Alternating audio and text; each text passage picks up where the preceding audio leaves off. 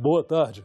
Hoje é terça-feira, 28 de junho, e o Senado Notícias está no ar. O requerimento para a criação da CPI, que vai apurar denúncias de corrupção no Ministério da Educação, foi protocolado na Secretaria-Geral da Mesa. Com 31 assinaturas, 4 a mais do que o necessário, o requerimento de criação da CPI do MEC foi protocolado na Secretaria-Geral da Mesa do Senado pelo senador Randolfo Rodrigues e por parlamentares da oposição. É um requerimento robusto, mostrando que há um desejo no Senado de que este esquema escandaloso que se instalou no Ministério da Educação tenha uma séria investigação. A Comissão Parlamentar de Inquérito deverá investigar o suposto esquema de corrupção no Ministério da Educação.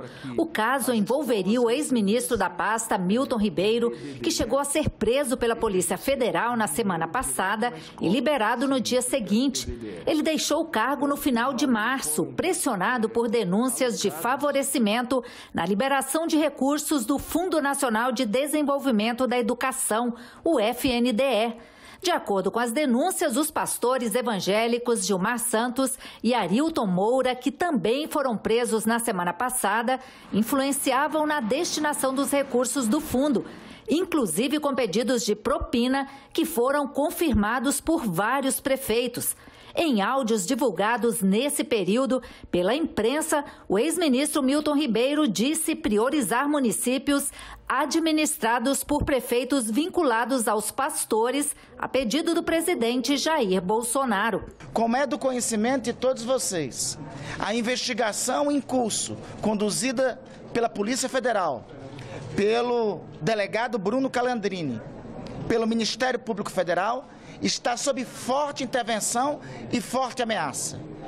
Desde a semana passada é de conhecimento de todos, em áudio do próprio senhor Milton Ribeiro, de que o presidente da República interveio de forma clara para impedir que a investigação avançasse. Em um claro crime, conforme o Código Penal, de obstrução às investigações e de uso de informações privilegiadas. Para que a CPI seja instalada, é preciso que o requerimento seja lido em plenário. A expectativa da oposição é de que essa leitura aconteça ainda esta semana. Mas esta é uma decisão que cabe ao presidente do Senado, Rodrigo Pacheco. O senador Fernando Bezerra Coelho deve apresentar hoje o relatório sobre a PEC 16. O texto está na pauta de amanhã do plenário e deve estabelecer até o fim do ano aumento de R$ 200 no valor do Auxílio Brasil, reajuste no Auxílio Gás e a criação do voucher caminhoneiro, que será de R$ 1.000. A chamada PEC dos combustíveis prevê que a União compense os estados e o Distrito Federal pelas perdas de arrecadação com a redução das alíquotas de óleo diesel e de gás. A proposta é que os estados zerem as alíquotas de ICMS durante este ano. A PEC é autorizativa, não obriga os governadores a zerar o imposto. Em reunião de líderes, os senadores debateram outras iniciativas possíveis para conter o preço dos combustíveis.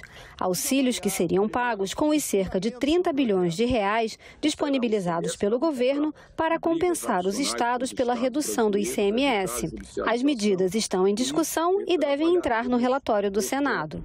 Criação do voucher caminhoneiro de R$ 1.000, elevação do auxílio gás para o equivalente a um botijão a cada 2 meses, o acréscimo de R$ 200 no Auxílio Brasil até o fim do ano, com o aumento da base de beneficiários do Auxílio Brasil, compensação aos estados pela União da gratuidade de idosos no transporte público. A ideia também seria não zerar o ICMS para não comprar brigas adicionais com os estados brasileiros, evitar a judicialização e trabalharíamos, portanto, a ampliação do auxílio do Bolsa Gás. Vamos, como já falei, modificar a proposta da compensação do etanol, a compensação tributária para o etanol poder competir vis-à-vis com a gasolina. E o quarto ponto que foi discutido na reunião de líderes é que se deveria percorrer um caminho de criação de benefício para os aos vulneráveis, os mais atingidos pela alta dos combustíveis e, evidentemente, tendo cuidado de respeitar as restrições da legislação eleitoral. Possivelmente alterar, substituir essa compensação para os governos por medidas mais efetivas, que a gente tenha certeza que vão chegar na ponta com relação aos auxílios, né? Tanto o aumento do Auxílio Brasil, voucher caminhoneiro, auxílio gás, que são políticas sociais e muitas delas já em curso no país, né, sejam mais eficazes. O presidente do Senado, Rodrigo Pacheco, afirmou que todas as sugestões precisam ser analisadas e compatibilizadas com a responsabilidade fiscal. A essência da proposta de emenda à Constituição é a proposta do governo, que foi inclusive anunciada pelo presidente da República, relativamente à redução da alíquota de ICMS sobre o diesel e sobre o gás. E para isso, o espaço fiscal necessário, fora do teto, para indenizar os estados que zerarem essas alíquotas. Então, essa é a essência da proposta de emenda à Constituição, mas há, de fato, outras iniciativas possíveis, inclusive defendidas pelo governo e pelo próprio Ministério da Economia, que é uma avaliação que precisa ser feita. A Comissão de Assuntos Sociais aprovou hoje um projeto que obriga as escolas de educação infantil a estabelecer um prazo para que os pais apresentem um comprovante de vacinação das crianças no ato da matrícula. A proposta, já aprovada na Câmara dos Deputados, ainda precisa passar pela Comissão de Educação. Devem ser empreendidos todos os esforços possíveis para que a população seja devidamente imunizada. Nesse sentido, os estabelecimentos de ensino devem atuar também como agentes, o que permitirá maior acesso das crianças e adolescentes ao direito constitucional à saúde. A Comissão de Infraestrutura debateu nesta terça-feira o processo de internacionalização do Aeroporto Marechal Rondon, o principal do estado do Mato Grosso. O aeroporto de Cuiabá já opera voos internacionais para transporte de carga. Ano passado, recebeu a autorização provisória para voos internacionais de passageiros durante a Copa América. O mesmo vai acontecer agora durante a Copa Sul-Americana. O processo definitivo de internacionalização foi impactado pela pandemia, mas autoridades e parlamentares do estado buscam a finalização do processo. Temos exemplos de outros aeroportos menos movimentados e talvez com menos estrutura que em Mato Grosso, como por exemplo o aeroporto de Campo Grande, que já há algum tempo é um aeroporto internacional com voos para Bolívia, por exemplo. 4 órgãos avaliam e autorizam a internacionalização de um aeroporto: Receita Federal, Anvisa, Polícia Federal e Secretaria de Defesa Agropecuária. As tratativas para a autorização do aeroporto Marechal Rondon estão encaminhadas. Nós não identificamos nenhum ponto crítico, nenhuma questão por parte da Receita Federal, nenhuma questão muito relevante, nenhum ponto crítico, nem nada que seja preocupante. Foi adequado de maneira conjunta para chegarmos onde temos hoje. As adequações não só de áreas, mas também a aquisição de equipamentos, implantação de redes, implantação de sistema de câmeras. Só que seria possível após as obras, que iremos iniciar agora em julho, com previsão de entrega para o ano que vem, para 2023. A recomposição do financiamento do SAMU foi tema de audiência pública na Comissão Mista de Orçamento. Em operação há quase 20 anos, o serviço pode ser comprometido pela falta de recursos. Criado pelo governo federal em 2003, o Serviço de Atendimento Móvel de Urgência vem prestando uma assistência essencial à população, tanto nos primeiros socorros aos acidentados, como na remoção de pessoas que necessitam de intervenções em unidades de saúde ou hospitais. O custeio do SAMU, no entanto, enfrenta dificuldades. A previsão era que os recursos seriam bancados em 50% pelo governo federal, 25% caberiam aos estados e outros 25% aos municípios. Mas esses valores nem sempre foram honrados, dificultando a regionalização do serviço nas cidades com menos de 50 mil habitantes. A pandemia, o aumento na violência urbana, a inflação, o crescimento populacional, tudo isso pesou e vem pesando nos custos do SAMU. Na comissão mista do orçamento, parlamentares e especialistas debateram a recomposição do financiamento do serviço. A vida do ser humano não tem preço e é por isso que nós temos insistido, então, desde junho de 2021, quando realizamos na Comissão de Seguridade Social e Família uma audiência pública para debater exatamente as dificuldades que o SAMU vinha passando. Porque cabe lembrar, inclusive, que o SAMU foi o único componente da rede de assistência à saúde que não foi contemplado com nenhum tipo de recurso emergencial frente à pandemia. Para a deputada Leandre Dal Ponte, o que está em questão é a própria sobrevivência do SAMU. O sistema tripartite de financiamento não vem sendo cumprido. Os valores vigentes de custeio são irrisórios e a recomposição é inadiável. Tivemos diversas reuniões com os representantes do Ministério da Saúde, inclusive com Suas Excelências, os ministros que ocuparam a liderança do referido ministério durante esse período. E também conseguimos levantar e evidenciar os altos índices de aprovação que o SAMU goza junto à população. E durante a pandemia, nós pela rede verificamos a importância do SAMU, mas não vimos, de outro lado, a valorização financeira necessária, estando esse serviço sem realinhamento de custos há quase 20 anos. Durante a pandemia, onde a gente teve uma alta no valor dos insumos, de combustíveis, o afastamento de funcionários, falamos aqui que 90% dos custos do SAMU são pessoas. Então, esse afastamento de funcionários gera hora extras, substituição de funcionários. Então, tudo isso foi arcado e mantido para que o serviço não fechasse durante esse período pelos municípios ou estados. Então, é urgente essa necessidade de recomposição dos valores de custeio por parte do governo federal. Para as 4 horas está marcada a sessão de votações no plenário do Senado. Vamos conferir a pauta aqui no telão. O primeiro item é o projeto sobre desjudicialização da execução civil de título executivo judicial e extrajudicial.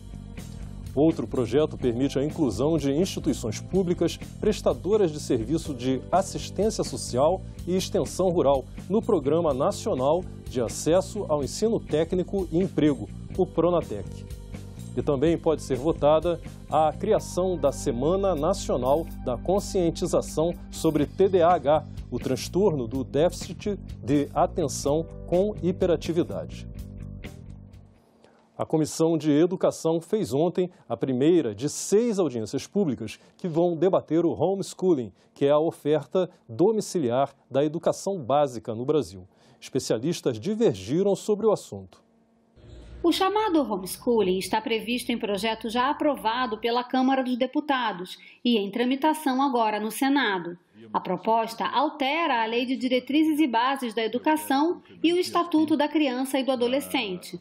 Somente o convívio social e heterogêneo de forma diária e rotineira é capaz de oferecer e atingir esses objetivos e não uma socialização ocasional e eventual que poderia ser proporcionada pelos pais no homeschooling. A representante do Unicef afirmou que a organização vê com preocupação o projeto que regulamenta o ensino domiciliar. A escola é o único equipamento público que crianças e famílias frequentam de segunda a sexta-feira. É o espaço onde temos a condição de, ao evidenciar situações de ameaça à proteção de crianças e adolescentes, de acionar o sistema de garantias de direitos. O presidente da Associação Nacional de Educação Domiciliar afirmou que mais de 60 países já reconhecem o direito dos pais de educar os filhos em casa. As famílias vivem num limbo jurídico, estão sendo prejudicadas e mesmo assim o número só cresce. Éramos 7.500 famílias em 2018. Hoje somos mais de 35 mil famílias no Brasil que fazem educação domiciliar. A necessidade, senhor presidente, senhores senadores e aos demais presentes, a necessidade da regulamentação hoje é para tirar as famílias desse limbo jurídico. O relator do projeto, o senador Flávio Arnes, espera que as próximas 5 audiências também contribuam para aprofundar o conhecimento sobre o assunto. É muito natural e importante, necessário, que possamos trazer para a cena do debate opiniões favoráveis, eventualmente contrárias, mas essencialmente, como eu disse no início, compreender, analisar para o aprofundamento necessário opiniões dentro da diversidade de compreensão do assunto. O senador Marcos Duval apresentou ontem o relatório da Comissão Mista de Orçamento para a Lei de Diretrizes Orçamentárias do ano que vem. O projeto tem que ser votado antes do recesso parlamentar previsto para julho. No substitutivo de 509 páginas, o senador Marcos Duval deu prioridade à segurança pública e à política nacional para a recuperação das aprendizagens na educação básica.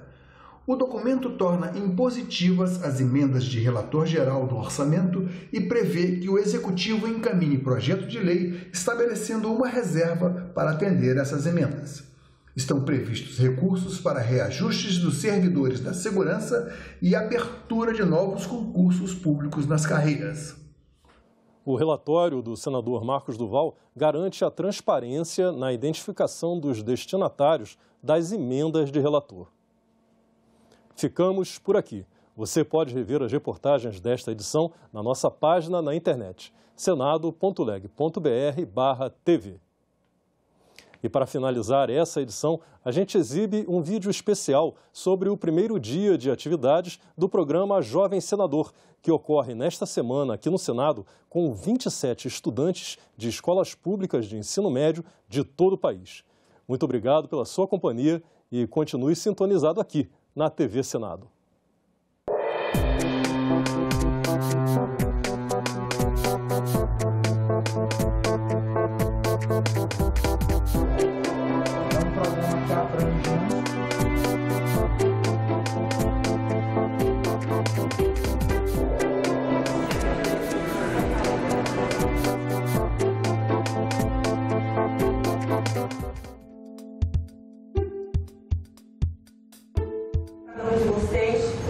Cada um de vocês tem talento e tem um propósito aqui. Obrigada. A educação é a arma mais poderosa.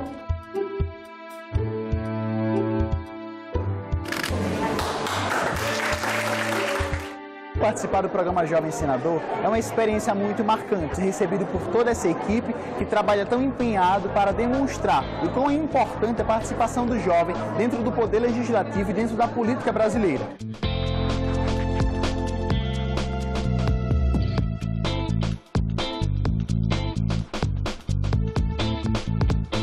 Está sendo uma emoção atrás da outra, participando ativamente da política. Está sendo um momento maravilhoso. Estou muito feliz de estar aqui. Acredito que a gente vai poder fazer uma troca muito interessante, porque cada um tem uma perspectiva diferente.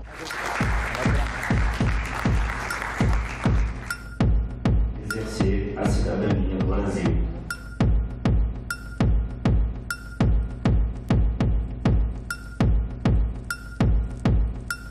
É essencial programas como o Jovem Senador, porque eles realmente transformam a vida dos jovens que são impactados por ele.